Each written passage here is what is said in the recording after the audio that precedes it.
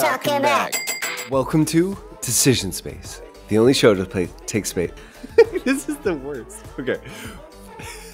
Literally, this is the worst ever. Welcome to Decision Space, the only show to take place right here, in the space between the turns in your favorite games. I'm Brendan Hansen. I'm Jake Friedman. And this is the podcast about decisions in games. And today we are going to talk about something new, something old, and something that's never ever getting reprinted. That's right. We're doing a episode where we do mini reviews on some of the games we've been playing recently. And, you know, we're talking about the hotness. That's something that we always do on this show.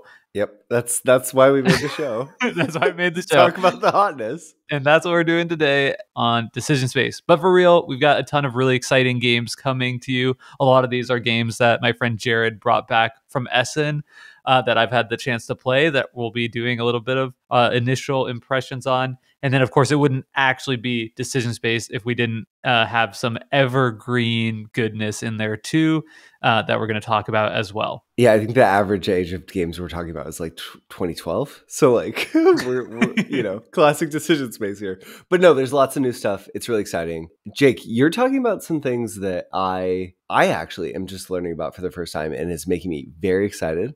I'm not going to say that it has something to do with Rhino Kniz, but it does. This is kind of like a Rhino Kniz episode. It kind of is. And K&K, we're going to talk about a Kramer and Kiesling game, I think. And then we're talking about, well, we'll keep it a surprise. But I think listeners will be really excited about a certain segment we'll be doing later. I don't think we're talking about a curveball. K&K game, are we? We are. It's a card game. Oh. It's me. Oh. It's me.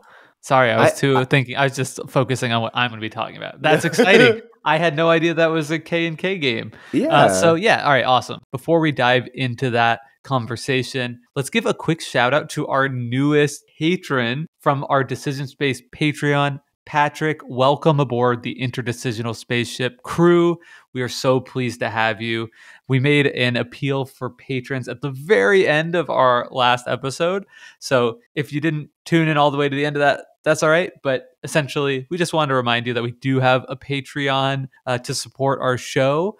We spend, anywhere between 4 or 5 hours a week working on this show to hopefully, add a little bit of joy to your life and or week. So if you have any interest in supporting us, it would really go a long way to help us out. $5 a month is, essentially the price of a coffee, and it would make us really happy. So that's the hard sell. If you're interested, you can find that at decisionspacepodcast.com/Patreon. And thank you to Patrick and listeners like you for supporting the show. Okay, now on to it. Jake, you're like on this like trick taking. How would you characterize it? What would you call it? Like a rumspringer? Like a binge? Dude, I don't think curious tete-a-tete? I don't think it's me at all. Okay, it's not you.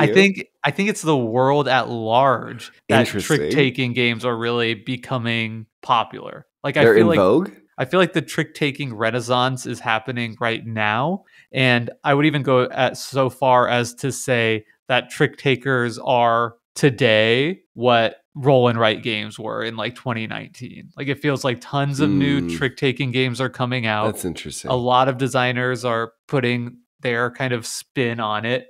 And it's been really interesting to see the different ways that this simple mechanism can be used. So I've been playing some trick-taking games. And the one I'm going to talk about today is a game I've mentioned briefly on this podcast before, but I had my second experience with, and I wanted to share with you Nokosu Dice. Japanese trick-taking game from 2016. It's like a cult hit. Yeah, and designed by Yasuke Matsumoto. Apologize for my pronunciation, but I think a very small print run, and now it has a second edition of the game. And this is a game that my friend Jared, brought back from Essen, and it was like a hot game at Essen. So I think he said it was the very first game he, stood in line to get first thing in the morning, and he was like 200th in line or something. And Jared's a Knizia fiend, so he put Nokosu Dice above because he knew sagely that this was going to be a hot commodity Apparently, it was like a game that people ran for. The publisher or designer, whoever, brought like a briefcase full of 300 copies of this game, and that was it. Board games are wild. That's Isn't amazing. that crazy? So anyway, luckily, Jared was able to pick up a copy for a different friend, actually, in our gaming group, very kindly. Anyway, so we got a chance to play it. So Nokosu Dice is a trick-taking game, and here's how it works. So it starts out with, instead of dealing out cards like a normal trick-taking game, well, actually, you deal out cards also, but the main part of the setup is you roll can I guess? Bunch of dice. I was going to guess. So you roll a bunch of dice on the table, and then you do like a draft. So everybody takes turn drafting a dice from the middle until there are only 2 dice left. And then the last player to choose will take one of the 2, and the other becomes the trump suit, right? So that's pretty confusing. The last dice that no one wants. Right. So say there's Trump. like a blue 5 and a yellow 2 left. I draft the blue 5. That means that yellows and 2s are all trump suit. Does that make sense to you? 100%. And I'm so intrigued. Yeah. So like if I have a yellow 5, that's no longer something I can play into a yellow trick. It has to be a trump suit now. It's like no longer yellow. It's now trump suit. Oh. And then there's like a whole categorization of sort of strength. So matching color and number with the trump suit is like the strongest. Mm-hmm. Matching number with the trump suit is second strongest. Matching color with the trump suit is third strongest. And then within that, higher number would win. Sure. So you have this whole thing to kind of keep track of. So that's just the setup of the game. And then the gameplay itself is really interesting. So it's like a very standard trick taker where I think there's 4 suits of cards in the game, like different colors. But on your turn, you have to follow suit, and then high card or high number wins. But you could also play your dice. Exactly. So when it comes to you have a hand of hidden information, your cards, but you also have dice publicly available in front of you. So you essentially know what half of everybody's hand. Okay. So you can play either a dice giving up public information or a card, hidden information. Whoever wins the trick gets like 1 point. I think is there bidding? Yeah, so I'm getting to the bidding. Okay. Sorry.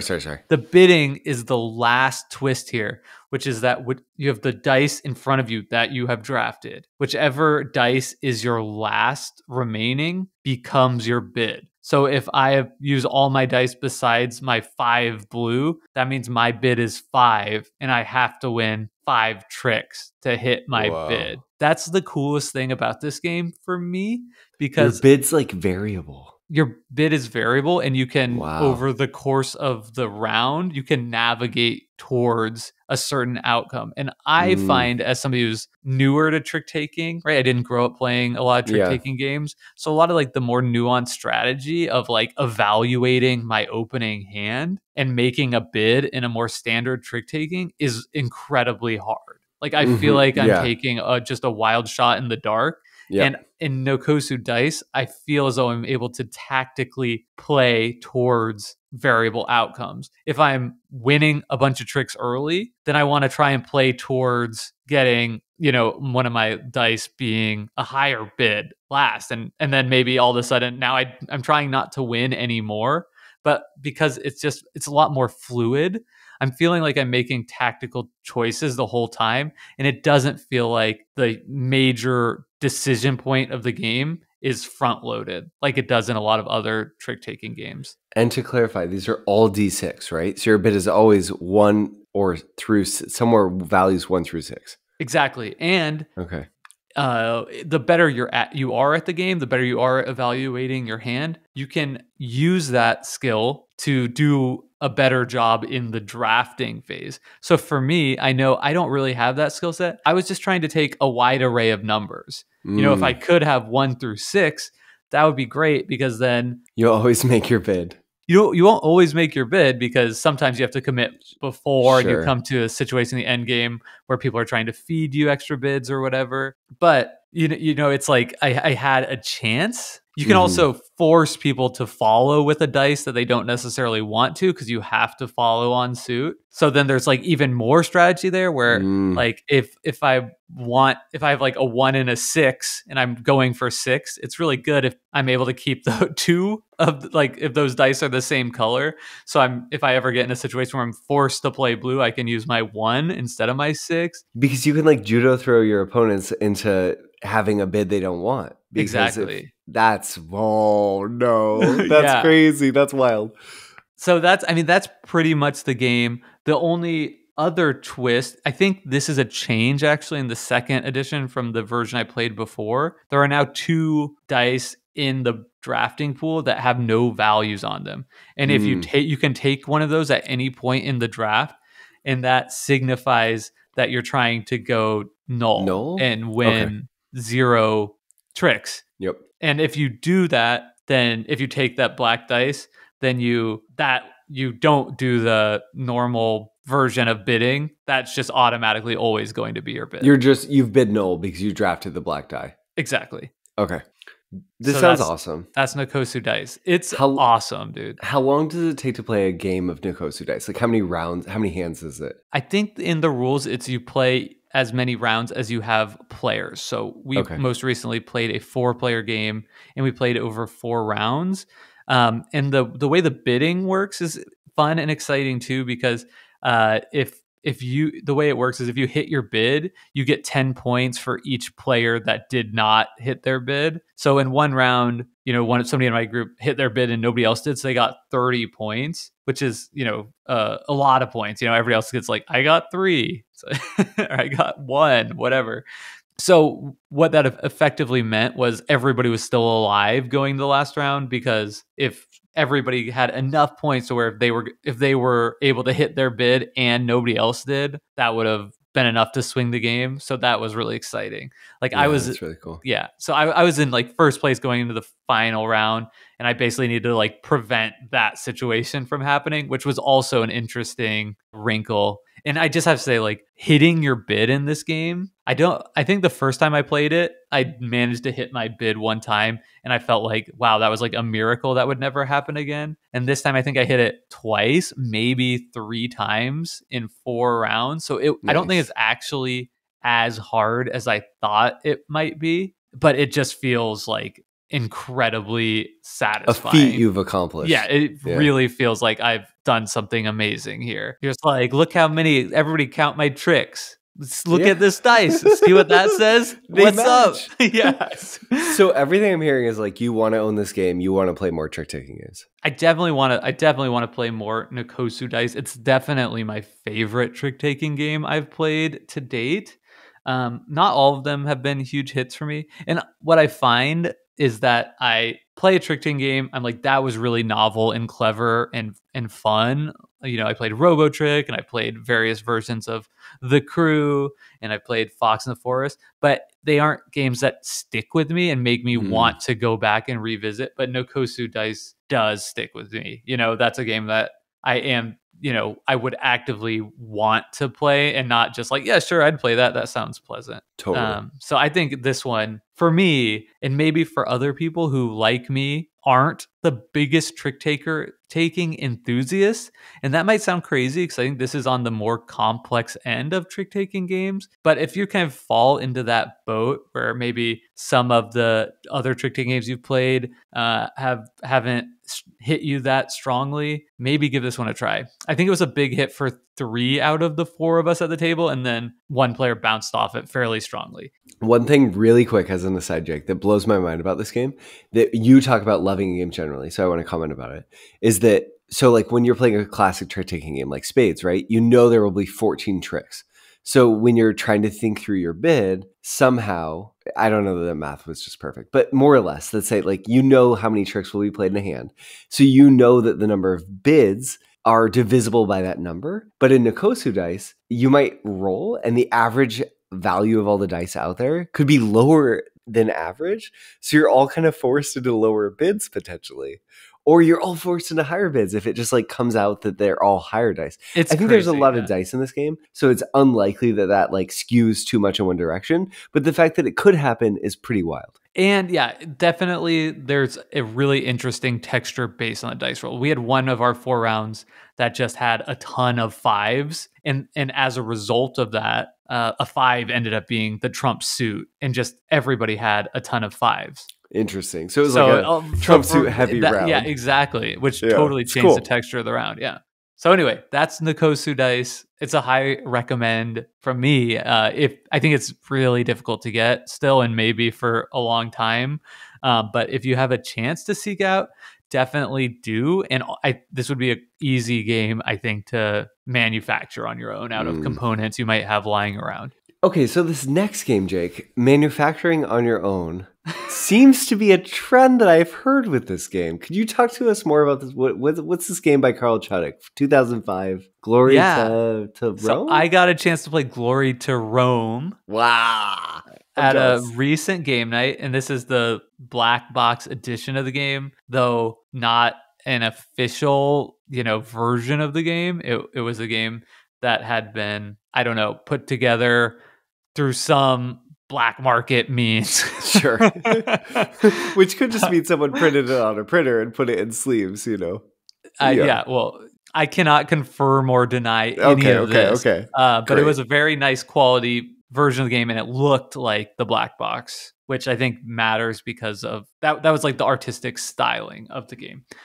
And it might have been even like better because I think that perhaps this individual did a little creative graphic design on their own to make things a little bit more clear for their players. Enhanced PNP. Yeah. So it might be the best. I don't want to like go out on a limb here, but it might be the best version of this game that's ever existed.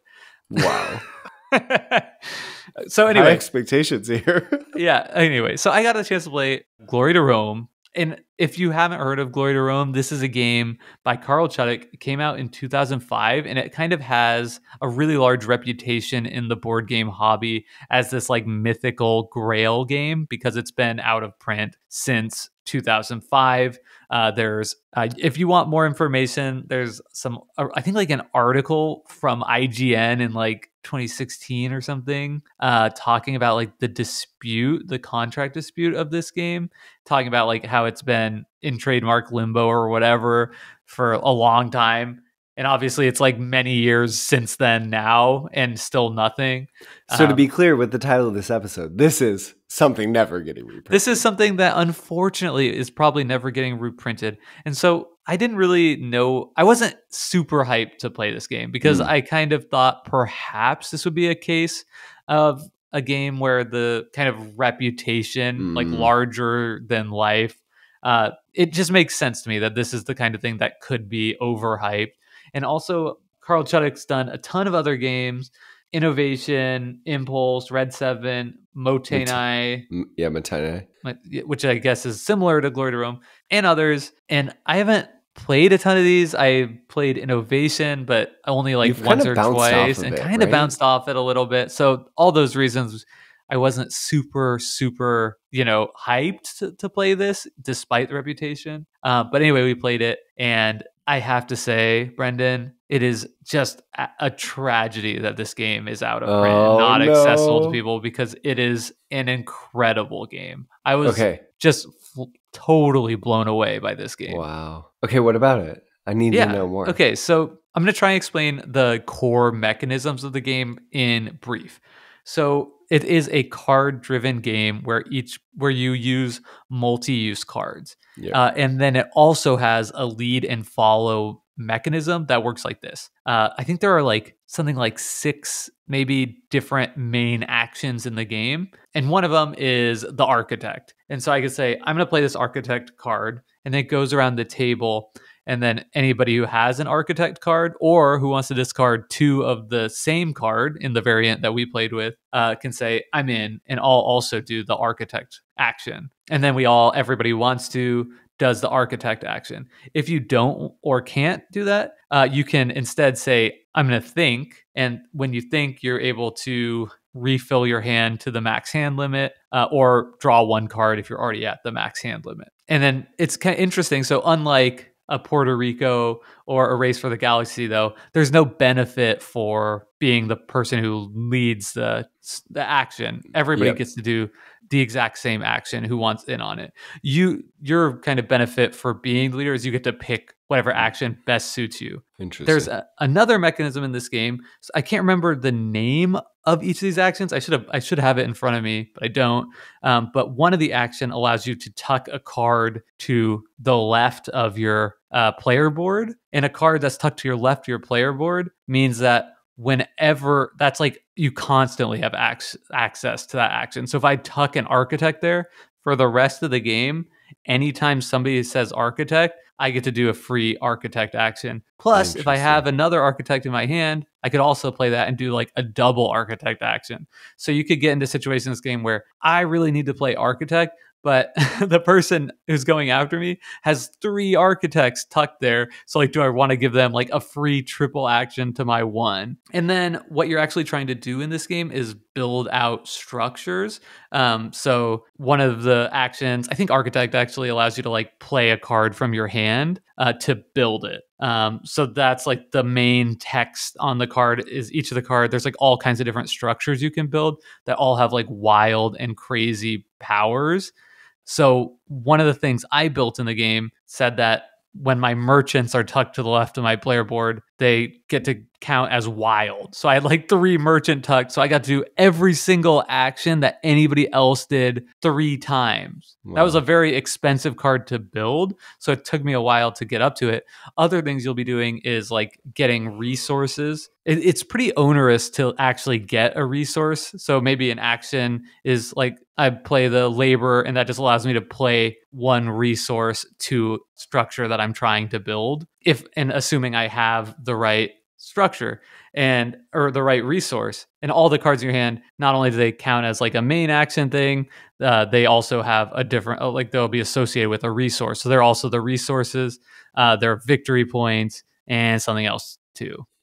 So that's basically the main core of the game. You're going around taking these really simple actions, building crazy powers, structures that give you crazy powers and can combo together. And the amazing thing about this game is I think we played it in an hour and a half with the teach. So I was expecting kind of like a longer, I think sometimes slog. I think 2005, and earlier, like these tend to be like longer, more of a slog, long to build up. And this just isn't like that at all. Like as soon as we were powered up, I think let me say like this: the game end triggered once like all the bases that you need to build a structure. Like when you play a structure card, you get a base from like this supply.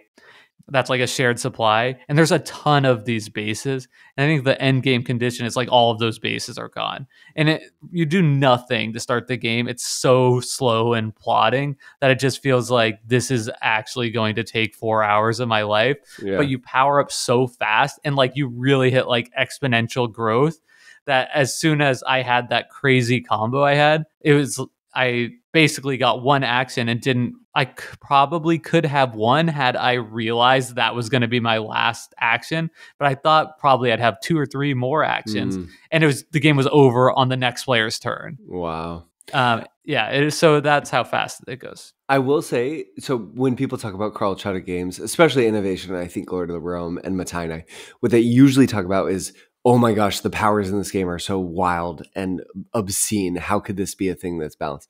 But I think what also people don't emphasize enough is what you've really been honing in on, Jake, is the difference in terms of magnitude of how much your agency in terms of your actions have the start of the game versus the end.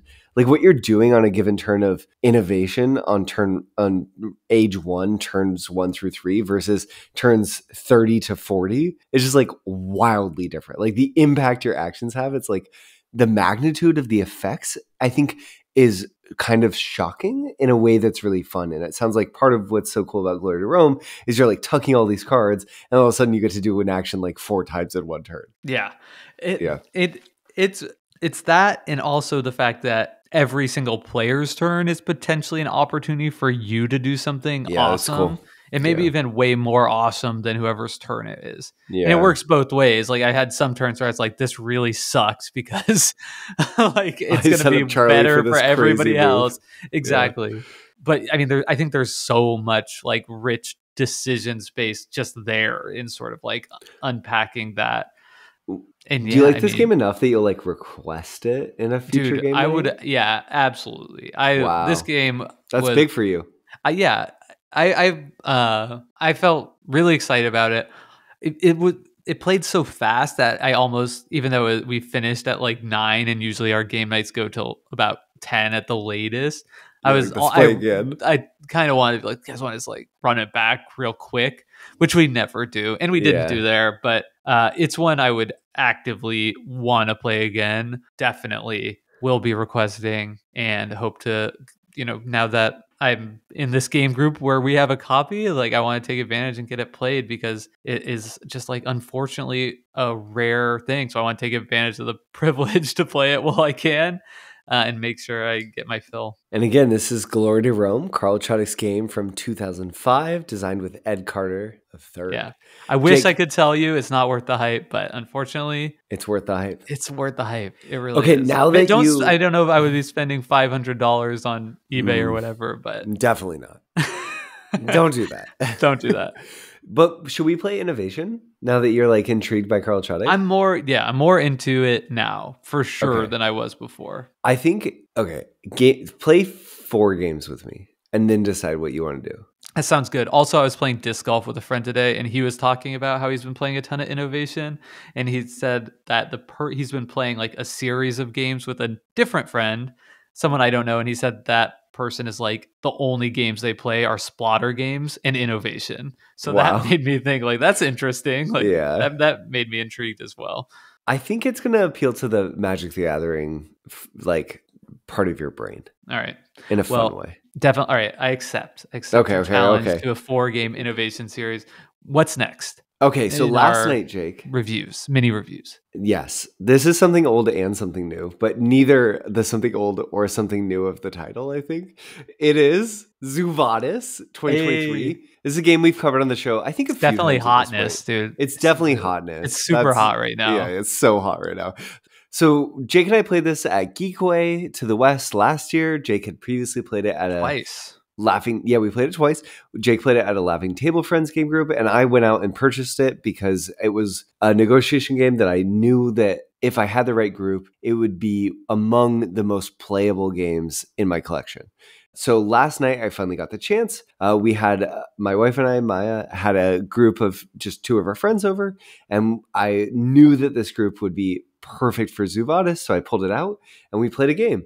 We played with the lions, the rhinos, the crocodiles, and the armadillos.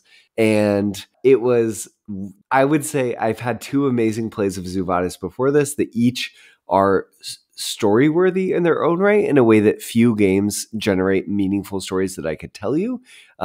This adds the 3rd meaningful story that I could tell you. So that's what I'm going to do here in this episode, Jake. All 3 of the other players had never played Vadis, and I taught them the game fairly easily. I think Maya always a little bit during rules explanations that take more than 4 minutes. It's sort of like, this game is just, what have you brought into our home? But came around very quickly. It was like, oh, I get why we did this. Like, this is going to appeal to my cosmic encounter loving brain. And then most of this play, Jake, was basically one of our friends hustling the table, convincing everyone that her partner was the person who was winning. Well, secretly she was running the table and convinced me to basically funnel her points. And the whole entire game, we were all at the table. All 3 of us were like, this person, Rhea, is winning. It was a given. We knew Rhea was winning. We totally crafted all of our behavior, all of our negotiations. Let me back up. Vadis is a negotiation game where you're trying to move your unique animal markers up into the star exhibit at the end of the board. And to be able to do that, you have to get the buy-in of other players. And to do that, you probably have to trade them powers or points to be able to do that. Maybe now or maybe in the future, promisorially. If you trade them now, you have to keep your promise. If you trade the future, we'll see what happens. You don't have to keep it. So a lot of this game is about making deals with players, trying to advance and build alliances or long-term partnerships that could play out in your favor. If people haven't played Vadis or aren't familiar with it, could you give just the treetop overview of what is happening within these negotiations? Sure, absolutely. So you start at basically one end of the board where there's all these different exhibits. And depending on the size of that exhibit, it's going to range from 1 to 7. You have to have a majority of votes to advance. So if there's just one space, you can advance for free because if you're the person in it, you just need one vote to get there. But if there's 5 spaces, you're going to need 3 votes. And rarely are you going to have 3 of your own markers in that exhibit, meaning you're going to have to get your friends to agree to vote for you to move on. So you're going to have to agree to pay them points, agree to use your special animal power to move them forwards, and maybe... And why do they want to advance? You want to advance because to win the game, you have to get to the final location, which is the star exhibit. If you're not there, no matter if you have the most points at the table, you cannot win a game of Zoo Vadis. Okay, thank you for that clarification. You must get there. And really, you're only advancing 4 or 5 times. It's a quick game. It plays in under an hour. Jake, the entire game, we all 3 of us. Ria's going to win. I think Ria's going to win. Ria's got it in the bag. That's what I think. We all crafted our behavior around this, but it turns out Ria's partner, Morgan, the most conniving, brilliant crocodile of all time. Like, Knizia games sometimes have this like amazing reveal. Like Tigris and Euphrates, you kind of have your pieces hidden behind your board. You never know exactly who's winning. High Society, you don't know who's going to be the player who spent the most money and therefore cannot win. Modern Art has this really hidden. Okay, Zoo Vadis takes this to the next level where you really don't necessarily know who's winning. And you could potentially count points at the table, but I find it unduly difficult. And last night, it was truly in the reveal, one of the most shocking reveals of my board game playing life, that my friend Morgan won this game. She totally and completely deceived all of us in the most politically cutthroat, unnerving way, to the point that I was like, I have been totally taken advantage of. It was one of the best plays I've ever seen of this game. It was so fun. Did Morgan like run away with it? Or was it was like 24 to 12. 24 to 12. Like, wow. It wasn't even close. Somehow she convinced me to give her like half my points. So you were like a little bit asleep at the wheel. I guess so. Right. I mean, because like you said, there's our public information. But all 3 of us just totally were. Even Rhea believed she was winning.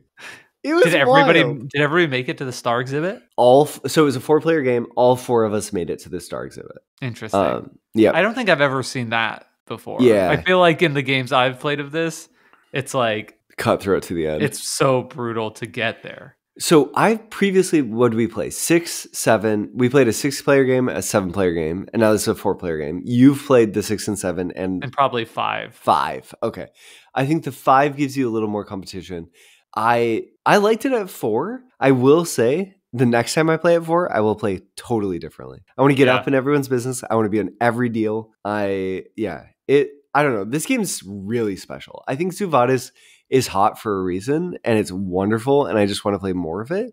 It's only going to appeal to certain player groups, but playing Zoo Vadis, Jake, what I realize is every game appeals to certain player groups. Like the group that wants to play Castles of Burgundy is different than the group that wants to play Zoo Vadis, maybe. And just all games are group dependent. Yeah, just because your group has a certain game that they prefer doesn't mean that games aren't group dependent. All games are group dependent. And if you have the right group for Zoo Vadis, just like if you have the right group for, I don't know, Chicago Express, it's going to be awesome. Zoo Vadis is amazing. I need to play it more. Yeah, I love that take on all games are exactly equally good. Yeah. Well said. No, but I'm just kidding. But for me, I can absolutely appreciate Zoo Vadis for being a special design by an incredible designer, and I think that knocked out of the park by this version iteration of the game. Yeah, it's just beautiful. It's fun to play with. It's not for me. It's not for me at all. Like, I don't really care for the game. I'll play it again at like Geekway or Decision Space Spa Day, but that's it. I would never buy this game. But Jake, the energy in the room, like, I love Azul. I'll play Azul any day. But like, Azul feels like a snoozer. That I like slapped Zoo Vadis on the table. The conversations we were having, the energy that was there. It's just like the amount of fun we were having. I don't know. That's how I felt about like Glory to Rome. Like, that's an exciting game. Sure. There's an action in Glory to Rome. Sorry, flashback to our previous conversation where you like seize a resource where I could say like stone, and then the person on my right and left of them have to give me a stone out of their hand. And if they don't have it, they say, "Glory to Rome." But in Vadis, you can make three-way deals and then also promissory notes to the future that you then have the tension of, will this person keep the deal we made? I'm with you. Vadis is a great game. It's group dependent, like every game. I'm just stopping just short of saying like negotiation games are like the only exciting table experience. I didn't say that. You said all games are exactly equal because they're all group dependent, and you said you said there are two types of games: negotiation games and Azul. Okay, you got me. All games are they equally good, and there's only two types of games: negotiation games and Azul. But do all negotiation 3 to 6 player, 3 to 7 player games play in under an hour? No. That's special. It's special. Wait, can I say one last thing? Yeah. Let's Maya end on said to me, Jake, a positive note. Maya goes, okay, I really like this game. This is a shocking take. I really like this game, but I don't know that it needs the unique player powers. Oh, interesting. She's just like a Knizia purist in her heart, and she doesn't even know the history. She didn't know that Bitewing Games brought these cool, unique player powers to amplify and enhance the negotiation potential. And she was like, I'd rather play the 1991 Quo Vadis. Ooh. Yeah, it's funny, but I don't know that the unique player powers did that much for me in the plays. But I think it's fun. Interesting that the crocodiles won and not the right. The rhinos were the ones that that was Maya. That's why she was like, yeah.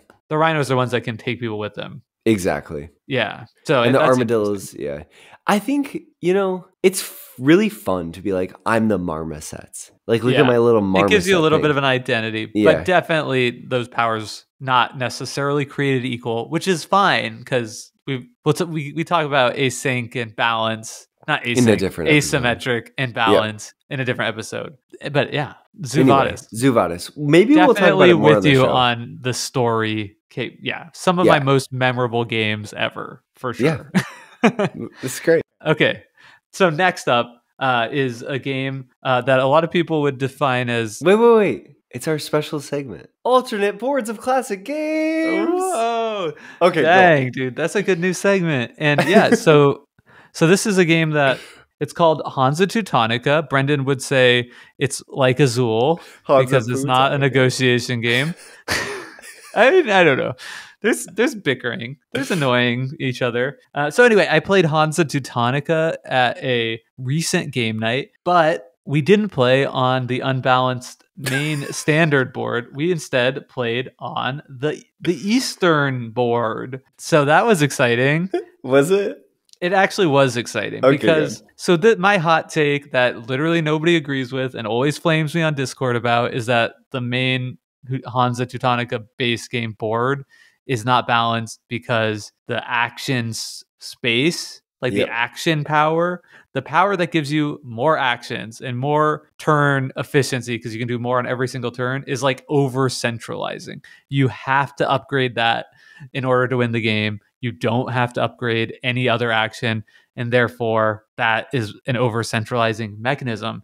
And it's really frustrating on the base game board because of how like coercively the game forces interaction at that action space. If you haven't played Hansa Teutonica before, it's a game where on your turn you'll be putting cubes that represent traders on trading routes in Germany. And you put these cubes in a route, and if you claim a whole route with your cubes, you get to put a cube in a house, or you get to upgrade a power depending on the route. And on the base game board of Hansa, there are only 2 routes going to the action upgrade space, meaning those are always in conflict for at least the first third of the game. Everything is focused down there. Enter the expansion board. I think it's called East Germany. Okay. What is it called? Cool. But anyway, it's the one that's East something. And this board, I think, remarkably improves the play experience, with the main difference to me is that the action space now has 3 routes going to it, opening up the game significantly, making it easier to knock off that mandatory upgrading the actions at least twice to unlock your extra action every single turn. And then you can go on to explore different strategies in a whole new way.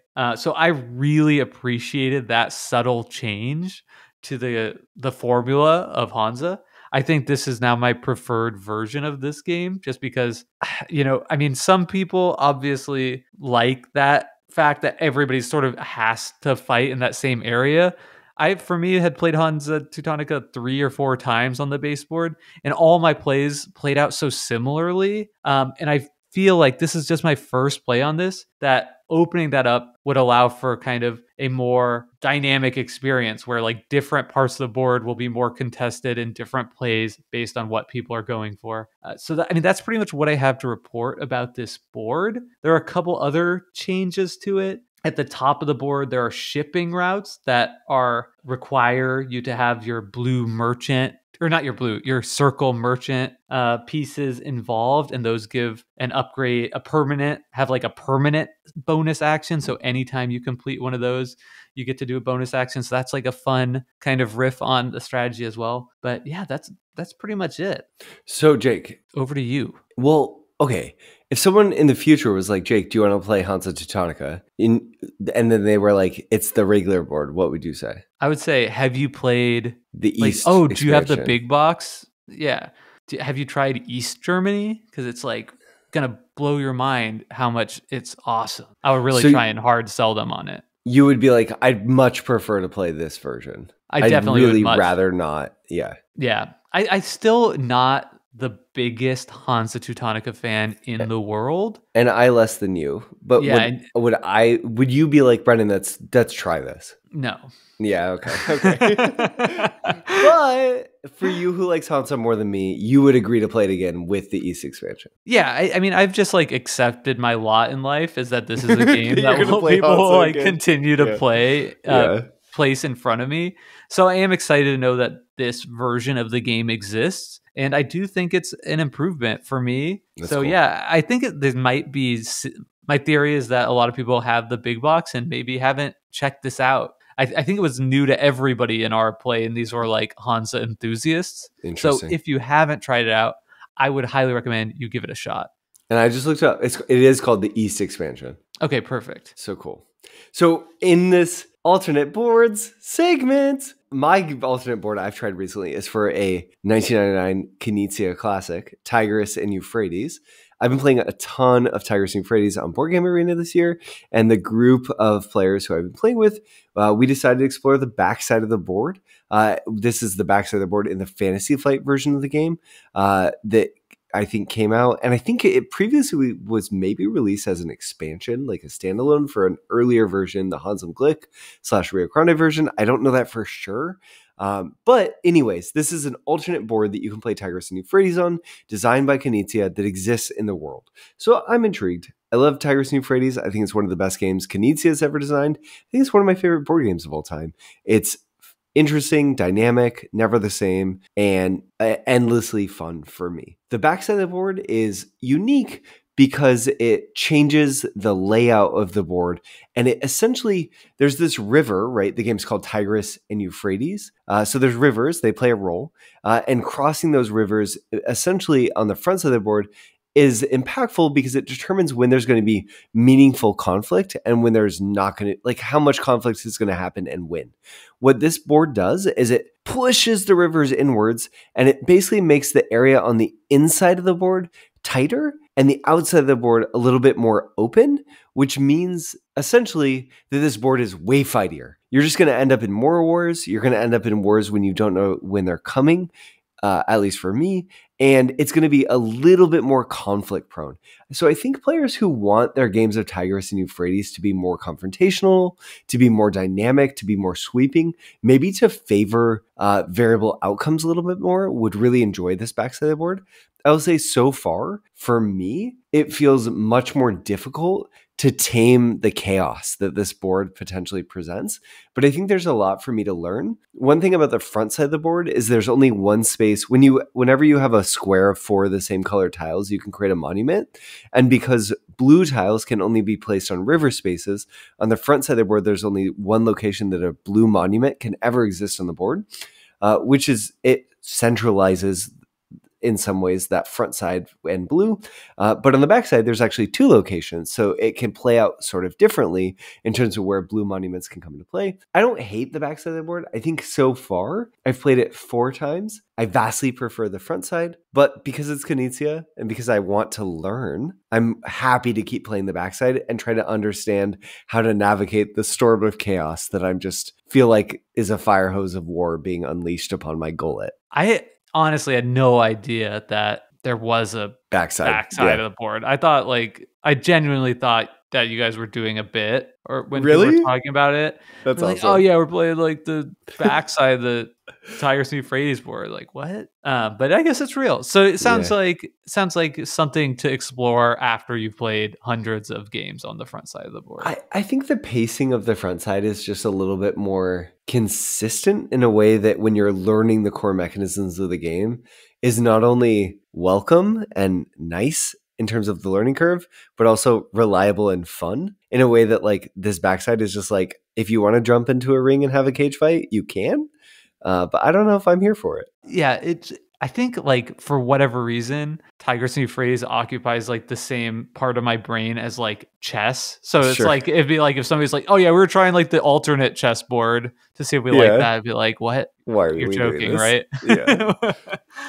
So maybe we'll report back later, 100 plays in what I think of this board. But for now, I think it sounds like it's more of like an academic, like I should try this, but not that you're like super enthusiastic. So far, it's super academic. I think I understand where you're coming from. Okay. All right. As promised, Brendan, I'm excited to hear about this. I didn't even know it. We have some Kramer and Kiesling on the podcast. Yes. Please tell me about these games. So many months ago, Jake, I told you that I was importing a game called Abluxxen from Europe, which is actually, I think Bless you. Thank you. This is a Kramer and Kiesling card game that came out in 2014. It's 104 cards, and in English is known by the name as Linko. So before, like my box says Abluxxen on the front. Bless you. Thank you. But we call it Linko. This is kind of a climbing game in the same way that Scout is. Scout, the small box card game from Oink Games, where you're trying to build sets of hands that are in greater number of cards and value of cards than whatever opponents have on the table. Linko is very similar. And I would say it's faster. It's a little bit less chaotic, and also has a little bit more nuanced hand management than Scout. I'm really directly comparing this to Scout because I played it and enjoyed Scout. Then I bought this game and I realized I like it way more than Scout, which is definitely a hot take. But I think Scout, because I think Scout is brilliant. I think Scout's great. I really like it. I think Scout is a little bit, because of the hand mechanism, which is charming and wonderful, and something that makes me want to show people Scout, makes it such that every time I show people Scout, I feel like I'm playing kind of the exact same game. I see. It limits the decision space a little bit, but I still am happy to play Scout. I like the Scout and Show tokens. I like the arc of a given round where I get to build up to some really cool hand and I see what's coming because of my hand order. But in Linko, the flow of the game, the pacing of it is a little bit less consistent, so it's a little bit less predictable and a little bit more fun. You'll have rounds that just stretch or rounds that go really fast. So I'm dying to hear about like the key mechanism of this game that makes it distinct from a game like Scout. But I want to tell a very, very short, funny Scout story, which is I was recently playing Scout, or it was a little while ago, with my wife and some other friends, and Bridget is just whipping our asses at Scout, like just destroying us. That checks out. And then, which does, right? That's not the odd part, but like a couple rounds in, somebody's like, hey, like, Bridget, you can't like change your hand. And she had been moving. She missed the rule that you had to like keep your hand in order without like shuffling the order of cards. So she had just been creating the perfect order of cards in her hand and just thought we were just morons for not being able to like keep up. Yes, that's amazing. Boop, boop, boop. That's awesome. It's just like 1, 2, 3, 4. Easy. This is incredible. If I was 10 feet tall playing basketball, it's the easiest game ever invented. Yeah. That's amazing. So the twist of Linko, Jake, is essentially that you can steal your opponent's points. So if they have a certain hand of cards out there that you can beat in a certain way, you can steal those points and make them your own for the end of the game. I feel like just given where we are in the episode, I don't want to go deeper than that, but just say that this is a game by Kramer and Kiesling that came out in 2014. That's a simple small box card game. A lot of what we've talked about them on the show, games like Tikal or Torres or Cuzco or Renature, are these really, or even Palaces of Carrara, are these big box interesting games that Jake and I would dedicate whole game nights to playing and really enjoy. And Linko is just a filler card game that is awesome and fun that I want to show people and enjoy. Awesome. Yeah. I'll keep my eye out for it because that sounds really fun and really nice. And the last game we're covering something new. This is the newest of the new, or at least tied with Nokosu Dice, but I think this is newer. Well, Nokosu Dice came out in 2016, so this crushes it. Oh, wow. Way newer. Yeah, I forgot. That's 2024. Yeah. Yeah. So this is also a Reiner Knizia game, the third of the episode. Cue the music. Oops.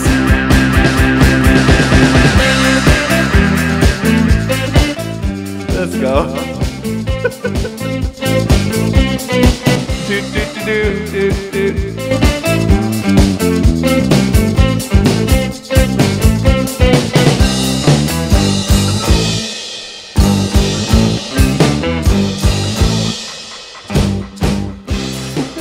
Okay, let's go. Dance break accomplished.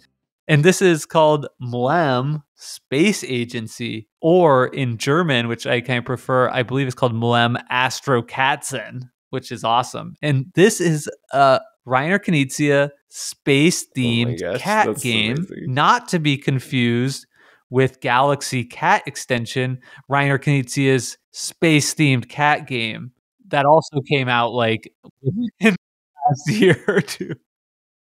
Right? You know, that just seems like it's too, you can't release. Never mind.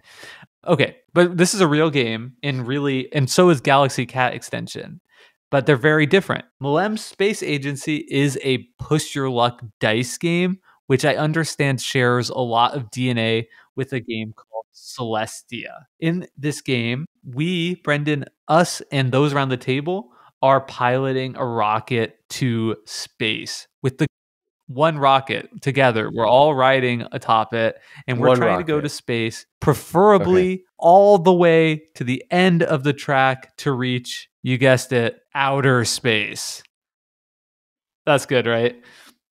And the way the game works is whoever is taking turns around the table, we will all get the chance to be the captain of the spaceship. If you're the captain, it's your job to pilot the ship, and you'll do that by rolling a handful of dice. And you can use that dice to move as many spaces as you can. And you have to follow a few simple rules to do that. But on each space of the board, you'll see certain die values next to it. So maybe it'll show next to the space the rocket's at a 4, a 2, and a 1. And I roll my dice. And if I roll a 4, a 2, or a 1, great. I can use those dice to propel my ship forward equal to the value of the dice I've spent. So if I rolled 2 4s, anytime you use a number, you have to use all of that number. So I could use those 2 4s and propel the ship 8 spaces forward. However, if, say, I don't roll any of the numbers shown, then the spaceship crashes and we all die. Wait, what happens if you die? You lose your turn. I mean, you don't like actually die. You just like lose the opportunity to score points for that mission, because after we advance, everybody around the table gets the opportunity to say, I would like to get off now. So as we're going further up the board, there are like little moons and there are planets that you can get out on, and those will score you points at the end of the game.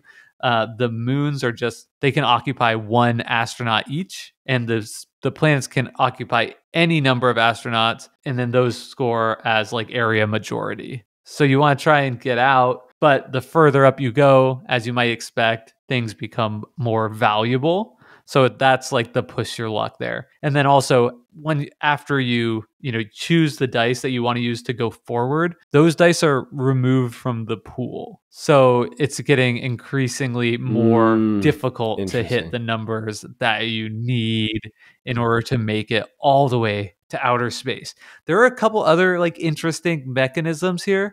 that add a little bit of decisions to the game. Not, maybe not decisions, but just like an interesting texture to it. So everybody has 8 different astronauts, and all of them have a different power. So the astronaut that you're putting on the spaceship is going to do something that is going to change the composition of that spaceship. So for instance, like one of them is the parachute. So that one, when you crash, you get out wherever you landed. So that's a really nice one to have. It's like a fail safe.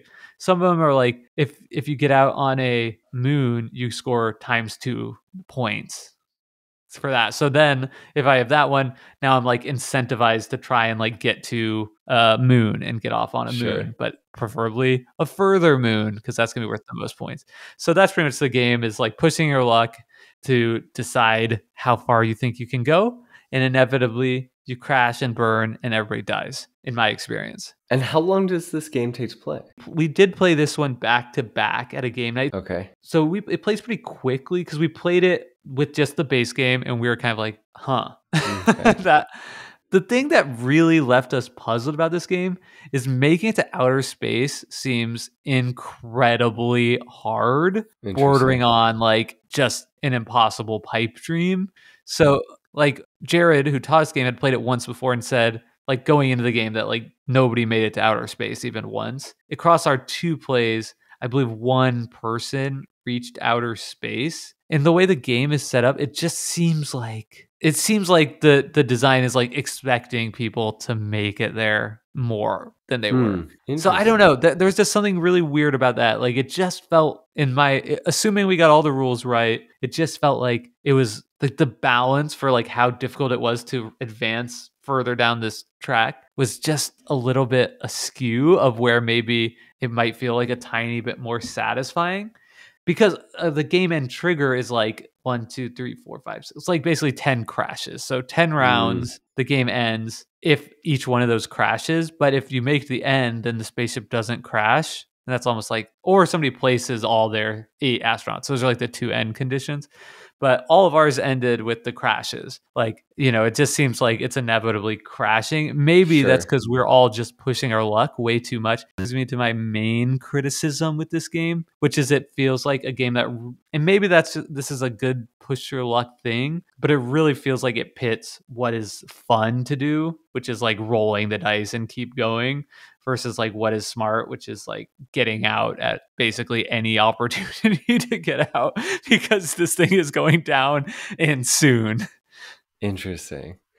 Which, this is the thing about push your luck games, is it's almost so group dependent about how risk averse the group is. Would you, Jake? Okay, you played it twice. I'm risk averse as a person. Yes, but like it takes it to another level of this game. Like it just make me want to be like, I want to go to outer space so damn bad. Yeah. And I'm going to keep trying. I'm going to try every time and see if it's possible. And it's just not. It's not possible. So it goaded you into a viable strategy. Interesting. Okay, and like so here's why it's weird. I think like one of the astronauts you can put on the spaceship, it's like if you get to outer space with it, like ×2 points. Like why would that be one of your 8 powers if you're only getting to outer space once across 3 5-player games of the game, a single person? Let me ask this. You've played Rapido / Escape, another Knizia push your luck dice game that I think you felt was like kind of novel, interesting. Yeah. That's pretty fun. Do you like this more or less than that game? I like this much less than that game. I think for me is just like the decision space between those two, I think, is a pretty good comparison. Yeah. I don't think there's a ton of decision space here. Interesting. Like where you could really get better at it. I think it's a fun experience game, but I don't think it's like a really like strategic thinky game. Yeah. And I feel like maybe there's just something that didn't quite add up in a really positive way for me, just between the rules complexity. It's kind of a lot of stuff going on with all the different player powers. Like the teach is just a little bit more maybe than I wanted, but I think I was like the low man at the table. It seemed like everybody else was having way more fun with this one than I was. So I mean, take that with a grain of salt. I think it's a lot of people have a ton of fun playing this game, but I don't think it's for me. I mean, there's also like a cat holding a spatula in a spacesuit on the cover. So I think as much as we've been talking about this game, I want to paint the picture that this game is very, very feline fun forward. Like the illustrations are not shying away from the fact that there are cats in spacesuits But I trying to get into outer also space. counterpoint. This is like a big box game. Oh, This is like a full on like Days of Wonder size box. interesting. So like again, you know what I mean? It's like there's sort of Yeah. like a thing where my expectations and the experience are not meeting up in a perfect way. Maybe You going wanted into more it game there. again. I think I wanted more game there for Yeah. just like the amount of stuff here Interesting. and like the rules complexity. I think that's a great way of putting it. So, you know, I think Reiner Knizia for me, Brendan, Yeah. I think he's just hit or miss. You know, Yeah. I don't think I'm like fully like every single. I know most people aren't like every single Reiner Knizia game Yeah. is, but I think I do have a distinction with like the full on enthusiast where a lot of them are misses, a lot of them are huge hits. Yeah. But a lot of them really miss the mark. And I think, unfortunately, this isn't one that I would be enthusiastic to return to. And again, this is MELM, MELM, Space Agency, coming out in 2014. MLEM. 2024. Like the sound a cat makes. Yeah. Wait, what? Is that a German thing? MLEM? MLEM? MLEM? Is that what cat? I heard MLEM, plural. Internet I've been slang teaching of my an son animal. The act of or sound of extending the tongue to lick something, especially one's own nose, without opening the mouth fully. MLEM? What? I've been teaching my son that cats say meow. Well, MLEM. Okay. now you can teach your... Wait, extending your tongue fully to lick your nose? Read it Yeah, again. Brendan. Okay, MLEM, plural, MLEMs. Okay. What? Internet slang of an animal. The act or sound of extending the tongue to lick something, especially one's own nose, without opening the mouth fully. I don't know how else I could explain this to you. I'm going to try it on camera. Oh, no. Dude, yeah, this is great podcasting. Okay. And for the listeners at home, Brendan was not successful. But Not close. I think maybe we should leave it there for this week's episode. Something old, something new, and something that will never be reprinted. Maybe multiple things that won't be reprinted. But anyway, for all of our pre-planners out there, Jake and I, we did Santa Monica last, it was our last deep dive. That was a little bit of a sleeper fan favorite of people. There's some people who like it. But the next game we're going to cover is Heat, a game that I would say is among the hottest of the hottest games of the year. Yeah. We're going to cover it on the show. Yeah. And, we have a bit of a reputation to uphold about racing games. We weren't too kind to Downforce, Brendan. Oh, no. We were not too...